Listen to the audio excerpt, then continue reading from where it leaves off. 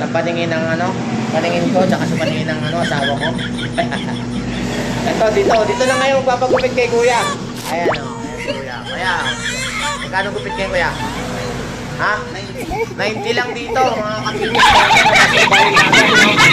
Mga kaibigan ko dyan, Rabo worldwide ko, mga taga Jeddah, yan, mga taga Qatar, lahat ng mga taga Saudi, mga referee ko dyan sa Taiwan, sa Japan. So, ang gupit po natin ngayon dito ay 90 pesos na po ngayon, no?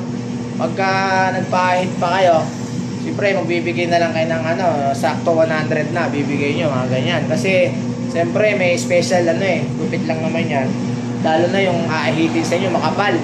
So, discarding nyo na yun kung ano, bibigyan nyo siya ng tip, no? So, yun. Yun nga, pagka sa pagre-rep nga So, tayo, makikita naman tayo. So, yan lang din makakabawi yung mga barbero natin, mga kaibigan natin, no?